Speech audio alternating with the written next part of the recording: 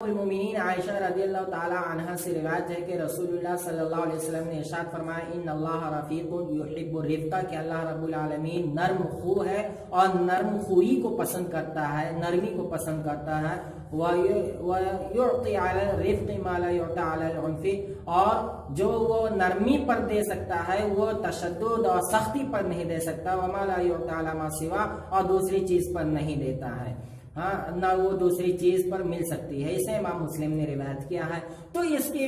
یہ حدیث جو ہے یہ ہماری زندگی کے لیے ایک تعبیر ہے، ایک اصول ہے، ایک ضابطہ ہے کہ ہمیں ہر ایک آدمی کے ساتھ نرمی اختیار کرنی چاہیے، تشدد نہیں، سختی نہیں، پیار محبت۔ اور یہ ان سارے لوگوں کے لیے ہے جو اپنی زندگی میں اسے لاگو کرنا چاہتے ہیں، اخلاق میں، معاملات میں، لین دین میں، کاروبار میں، تجارت میں، ساری چیزوں میں اسے نرمی پسند کرنا چاہیے۔ دوسری روایت میں ہے کہ سمح اللہ رجلا اذا باع واذا اشترى واذا ابتغى، اللہ رب العالمین اس آدمی کے اوپر رحم فرماتا اور مہربانی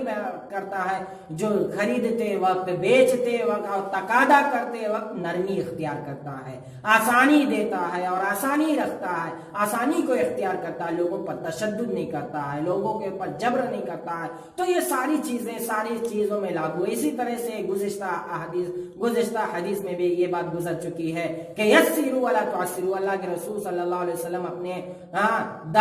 دعات کو جب وہ کہیں بھیجتے تو یہ نصیحت کرتے کہ دیکھو تم لوگ آسانی پیدا کرنا، لوگوں کے لیے سہولت اور رعایت اختیار کرنا، مشقت اور پریشانی میں لوگوں کو نہ ڈالنا، اور لوگوں کو بشارت دینا، نفرتیں نہ دینا، یہ ساری چیز آپ ہدایت دیا کرتے تھے۔ تو لہذا پتہ یہ چلا کہ ہماری زندگی میں نرم خوئی ہمیں اختیار کرنی چاہیے۔